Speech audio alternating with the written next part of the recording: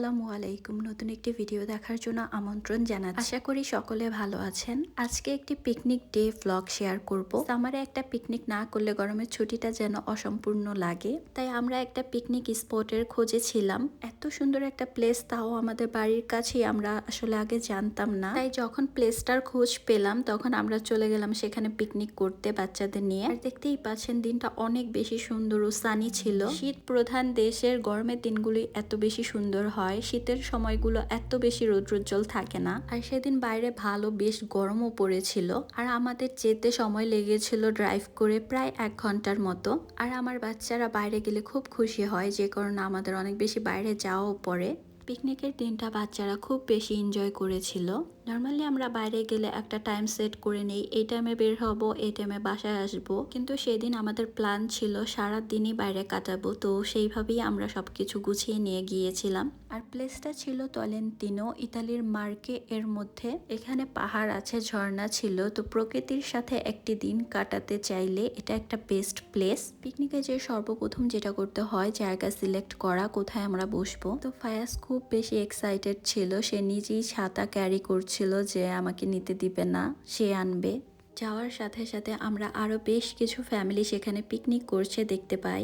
আমরা একটু ভিতর দিকে চলে আসি, যেখানে খুব নিরিবিলি ছিল, কেউ তেমন ছিল না। আমাদের মোটামুটি সবকিছু কিনা থাকে বাচ্চাদের নিয়ে যেন কোথাও যে কষ্ট করতে না হয়, তাই প্রথমেই চেয়ার টেবিলটাকে সেট করে একটা ছাতা লাগিয়ে বসার ব্যবস্থাটা ঠিক করে নিয়েছিলাম। সামনেই একটা ঝর্ণা ছিল, তো মনে হয় এখানে ঝর্ণার পানিটা বেয়ে যাচ্ছিল। ফায়াজ পানি খুব পছন্দ করে, পানি দেখলেই তার নামতে হবে। তো ফায়াজ যেহেতু তার বাবার কাছে, আমি সেই মুহূর্তে খাবারগুলো টেবিলে সাজিয়ে নিচ্ছিলাম। পিকনিকের ছোট্ট একটা রিলস আমি অলরেডি আপলোড করেছি, খাবারের কিছু পিক ও ভিডিও নিয়ে নিচ্ছিলাম। আমার আসলে খুব বেশি শখের একটি কাজ ভিডিও করা বা ছবি তোলা। আর খাবার নিয়েছিলাম বাচ্চাদের পছন্দ অনুযায়ী, বাচ্চারা যে খাবারগুলো খেতে পছন্দ করে তাই নিয়ে গিয়েছিলাম। আর মাশাআল্লাহ ফারিক এত বেশি খুশি ছিল, নিজেই একা একা খেলছিল। ফারিক একাই খেলে যখন খোলামেলা কোনো প্লেস পায়, আর অনেক বেশি পছন্দ করে, তাই আমরাও চেষ্টা করি ওকে খোলামেলা প্লেসগুলোতে নিয়ে যেতে। লোকালয় বা রাস্তার আশেপাশে কোনো প্লেসে ঘুরতে গেলে তখন যেটা হয়, ফারিককে অনেক বেশি আটকে রাখতে হয়, আর সেটা সে একদম পছন্দ করে না, বিরক্ত হয়ে যায়। তাই এখানে সে একদম নিজের মতো করে খেলছিল।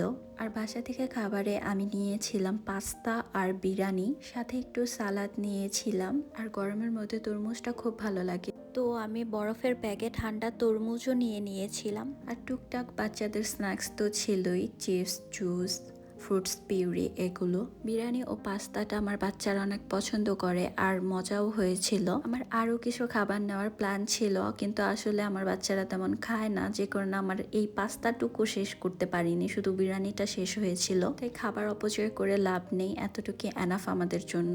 আর যাওয়ার পরই দুপুর হয়ে গিয়েছিল, যেহেতু বাচ্চাদের ক্ষুধা লেগে গিয়েছিল, তো বাচ্চাদের প্রথমে খাইয়ে দিয়েছিলাম।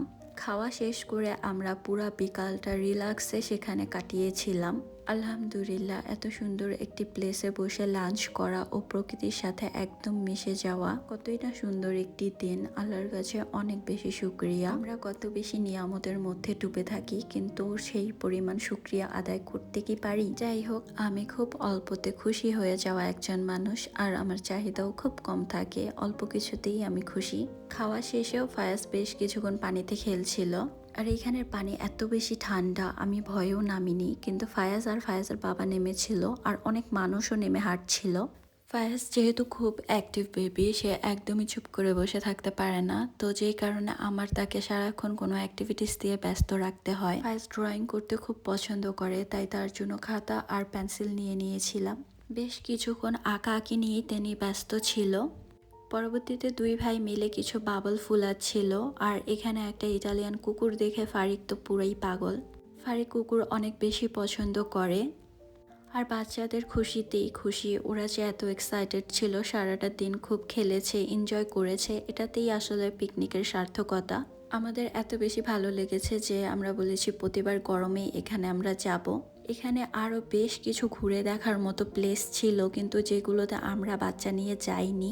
জায়গাটা কিন্তু খুব বেশি সুন্দর, তো যারা যাননি তারা যেয়ে দেখতে পারেন। আর অনেকেই আছে পিকনিকের জন্য স্পট খুঁজে পান না, তারাও যেয়ে সেখানে পিকনিক করতে পারেন। আমরা প্রায় বিকাল পর্যন্ত সেখানে ছিলাম, আর দিন এখন অনেক বেশি বড়, তাই পুরো বিকালটি সেখানে কাটিয়েছিলাম। বেশ কিছুক্ষণ থাকার পর বাচ্চাদের চোখে একটু দেখলাম ঘুম চলে এসেছে, তাই ভাবলাম চলে যাই বাসায়। এখানের পার্কিং এরিয়াটাও খুব বেশি বড়, খোলামেলা। সব জিনিসপত্র গুছিয়ে গাড়িতে চলে আসলাম, আর বাচ্চারা গাড়িতে একটা ঘুম দিয়ে ফেলেছিল। আজকের ভিডিওটি এখানেই শেষ করছি, আশা করি ভালো লেগেছে। ভিডিওটি দেখার জন্য অসংখ্য ধন্যবাদ। আল্লাহ হাফেজ।